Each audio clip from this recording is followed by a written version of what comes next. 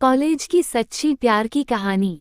एक मधु नाम की लड़की थी, 14 मार्च 19 साल की को, और उसके BA ग्रेजुएशन पहली सेमेस्टर में एडमिशन लिया था। मधु एक बहुत ही ज्यादा सुंदर और सुशील लड़की थी। मधु बिना फालतू में किसी से कोई भी बातचीत नहीं किया करती थी, लेकिन बहुत सारे लड़के उसकी शराफत बहुत ज्यादा फायदा उठाते थे और उसे कॉलेज में बहुत ज्यादा परेशान किया करता था। एक दिन की बात है, मधु कॉलेज के गेट से कॉलेज अंदर जा ही रहे थे कि रास्ते में उसकी सीनियर लोग मिल जाते हैं। जिसके सीनियर लोग मिलते हैं, नोटों को तुरंत ही अपने पास बुला लेती है, क्योंकि मूवी देखने में काफ़ी ज़्यादा चंचल और सुशील लगती थी देखने में। जैसे ही मधु अपने सीनियर के पास जाती है तो उसे मधु अपने सीनियर से कहती है कि क्या बात है, बताइए। उसका सीनियर कहता है, क्या तुम्हें ABCD लिखने आती है? तभी मधु कहती है कि अगर मुझे ABCD लिखने नहीं आती तो मैं कॉलेज में कैसे पहुंच पाती। इतना सुनते ही सीनियर लड़के और लड़कियों को बहुत ज़्यादा गुस्सा आ जाती है। वो बुरा भला मधु को कहने लगते हैं। तभी मधु के क्लास का और उसी की समस्या का है एक लड़का मधु पर नज़र पड़ती है, जिसे वह लड़का देखता है कि जिसका नाम रमेश था। रमेश ने देखा कि उसकी क्लासमेट मधु को सीनियर लोग मिलकर उसे छेड़छाड़ तथा उसकी रैगिंग कर रहे हैं। ये देखकर रमेश को रहा नहीं है, वो सीनियर के पास जाता है और कहता है कि यह जो आप लोग कर रहे हैं वो बहुत गलत बात है। किसी भी लड़की को इस तरह परेशान करना बिल्कुल भी अच्छी बात नहीं है। उसके बाद सीनियर लड़के तथा रमेश में काफ़ी ज़्यादा जमा हो जाता है और आखिरकार रमेश मधु को अपने साथ लेकर कॉलेज में अंदर जाना जाता है कि आज करने के लिए। जैसे ही मौजूदा था, रमेश क्लास करके बाहर निकलते हैं।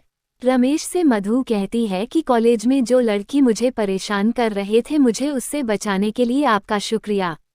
तभी रमेश कहता है कि ऐसी कोई बात नहीं है, तुम्हें मुझे शुक्रिया करने की कोई ज़रूरत नहीं है, क्योंकि तुम मेरी क्लासमेट हो और तुम्हारी सुरक्षा और रक्षा करना मेरा फर्ज होता है। इन सभी बातों को सुनकर मधु को रमेश पर काफ़ी ज़्यादा प्यार है, दया आने लगती है। अब कॉलेज मधु और रमेश दोनों साथ साथ जाते थे, साथ ही कमी से आते वक्त भी दोनों एक साथ आते थे। रमेश को पता था कि कॉलेज में बहुत सारे लड़के होते हैं, एंजॉय जूनियर लोकेशन लड़कियों की रैगिंग करते हैं। अब तो रमेश मधु को कहता है कि तुम अगर पहले आ जाओगी कॉलेज तो तुम कॉलेज अंदर मत जाना, मेरा इंतजार करना बाहर ही है। जब मैं कॉलेज जाऊंगा तो मेरे साथ अंदर चलना, फिर उसके बाद किसी को भी कॉलेज के अंदर तुम्हें कुछ भी कहने की हिम्मत नहीं होगी। दोनों ऐसा ही करते थे कि जो भी कॉलेज पहले आता था उन्हें इंतजार करना पड़ता था दूसरे के लिए है। ऐसा करते करते काफ़ी ज़्यादा दिन बीत गया था। उन दोनों ने अब प्रथम सेमेस्टर से प्रमोटेड होकर अब कॉलेज की तीसरे सेमेस्टर में पहुंच चुके थे। दोनों के एक दूसरे से मिलते मिलते 1 साल से ज़्यादा हो चुके थे और दोनों अब तो अपने अपने घर में भी मोबाइल से बात किया करती थी। दोनों की काफ़ी ज़्यादा मित्रता और बेहद ही ज़्यादा गहरी मित्रता कॉलेज की है समय ही हो गई थी। अब हम दोनों मिलकर मुझको ले जाते थे क्लास करने के लिए, और कॉलेज दोनों प्रतिदिन आने के कारण दोनों क्लास में अच्छी रेपुटेशन पर पहुंच गए थे। दोनों को एक साथ आते जाते देख क्लास की बहुत सारे लड़के लड़कियां दोनों के बारे में बहुत ज़्यादा गलत शरद बातें किया करती थी, लेकिन इन बातों से मधु को किसी भी प्रकार का कोई फ़र्क नहीं पड़ता था, क्योंकि मधु कहते थे कि हम दोनों सिर्फ एक अच्छी दोस्त है, वह जिसको जो सोचना है सोचने दीजिए। हम लोग कॉलेज में साथ आते हैं, साथ जाते हैं और साथ रहते हैं, हमेशा ऐसे ही रहेंगे। दुनिया वाले कुछ भी सोचे, मुझे कोई फ़र्क नहीं पड़ता है। जैसे ही 3 साल पुरानी वाली थी, आप सभी लोग अंतिम सेमेस्टर की पढ़ाई कर रहे थे। बधाई देने के बाद, परीक्षा देने के बाद आप सभी लोगों की छुट्टी होने वाली है, लेकिन मधु को इस बात की चिंता होने लगे थे कि बिना रमेश की दोस्ती के कारण वह एक कदम चलना तो दूर की बात है, कॉलेज आना जाना भी नहीं चाहते थे। आशीष मिश्रा का आखिरी एग्जाम हो रहा था, तभी मधु रमेश से कहती है कि मुझे तुम्हारी बिना रहने की आदत नहीं है। हम कहाँ से, कॉलेज तो बंद हो ही जाएगा, अब तो कोई क्लास करने भी कॉलेज नहीं आएगा। मुझे आपकी आदत लग गई है, मैं तुम्हारे बिना नहीं रह सकती हूँ। उसके पास रमेश करता है कि मेरा भी हाल बिल्कुल ऐसा ही है, क्योंकि हम लोग पिछले 3 सालों से एक साथ रहते हैं, एक साथ आते हैं, एक साथ जाते हैं और क्लास में एक साथ पढ़ाई करते हैं। साथ ही साथ हम लोग कॉलेज के बाहर सता घर में भी एक दूसरे से फ़ोन पर बात करते हैं। ऐसे में कॉलेज खत्म होने के बाद आप दोनों को एक दूसरे से मिलने की तरह ने आने जाने का ख्वाब तो टूट ही गया था। इस बात की चिंता से दोनों बहुत ज़्यादा परेशान थे। वह सोच रहे थे कि हमें किस प्रकार से एक दूसरे के साथ फिर रहने और घूमने के लिए आएंगे। लिखित परीक्षा अंतिम चल रहे थे। परीक्षा देते देते शाम हो चुके थे। मधु और राकेश में शाम के समय जाते वक्त कोई ज़्यादा खास बातचीत नहीं हो पाई थी, क्योंकि मधु कॉलेज लेने के लिए उसके पापा आ गए हुए थे और जैसे ही वो गोरे से पैसा लेकर निकले अपने पापा के साथ मोटरसाइकिल पर बैठकर अपना घर चले गए थे। घर जाते ही मधु को काफ़ी ज़्यादा अफसोस आया कि वह अपने पुराने सबसे अच्छे मित्र से कुछ बात भी नहीं कर पाई है। फिर मधु अपने घर वालों को इधर उधर जाने का इंतजार करती है। जैसे ही घर वाली रह जाते हैं, मधुर अपने कमरे में जाती है और राकेश को फ़ोन करती है। जैसे ही फ़ोन करती है, एक ही रिंग में राकेश फ़ोन उठा लेता है और कहता है कि मुझे पता था तुम फ़ोन ज़रूर करोगी।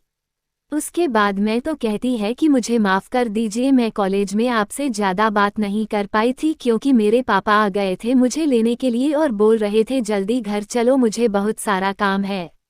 उसके बाद में तो कहती है कि मुझे आपके बिना बिल्कुल भी मन नहीं लग रहा है। उसके बाद राकेश भी कहता है कि मुझे भी और मेरे दिल से हार भी कुछ ऐसा ही है। तभी मधु कहती है कि लगता है हम दोनों को प्यार हो गया है और अब हम लोग एक दूसरे के बिना नहीं रह सकते हैं। जैसे जैसे समय बीत रहा था वसीम उसे दोनों की दूरियां, दोनों की मजबूरियां बन गई थी, क्योंकि दोनों बिना कॉलेज के अब एक दूसरे से मिल भी नहीं पा रहे थे। अब तो दोनों की व्हाट्सएप कॉलिंग तथा ऑडियो कॉलिंग पर ही ज़्यादा बातचीत होती रही थी। एक समय ऐसा है आपके दोनों 24 घंटा बात किया करते थे, क्योंकि उसके बिना एक मिनट भी दोनों में से किसी का भी मन नहीं लगता था। उसके बाद एक दिन मरोगे दी है कि क्या हम लोग इसी तरह फ़ोन पर ही बातें करते रहेंगे सभी दिन। अभी मधु कहती है कि मेरे घरवाले मेरे शादी के लिए लड़की देख रहे हैं।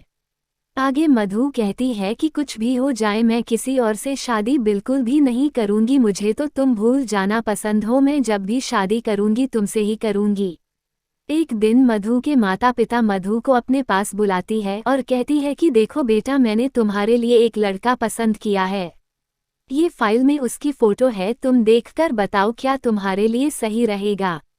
ये सुनते ही मधु को काफ़ी ज़्यादा गुस्सा आ जाता है। वो कहती है कि मेरे लिए लड़का है या किसी प्रकार का हुआ ढूंढने का कोई ज़रूरत नहीं है, क्योंकि मैं जब भी साधु करूंगी अपनी पसंद के लड़के से शादी करूंगी और अपने पसंद के लड़के को मैं बहुत पहले ही पसंद कर चुकी है। मैं उसके बिना एक मिनट क्या एक सेकंड भी नहीं रख सकती हूँ। ऐसे में किसी और से शादी करने के बारे में सोच भी नहीं सकती। फिर मुझे भी माता पिता मरो से रमेश की पूरी जानकारी लेते हैं और फिर उसका घर खानदान दाता रमेश को देखने के लिए उसके घर जाते हैं। दोनों परिवारों में काफ़ी देर तक बातचीत होती है और अंत में दोनों को का प्यार जीत जाता है। ये दोनों के घर वाले दोनों की शादी के लिए राजी हो जाते हैं। हाँ, उसे दोनों मधुर और राकेश बिल्कुल खुशी खुशी अपना जीवन व्यतीत कर रहे थे।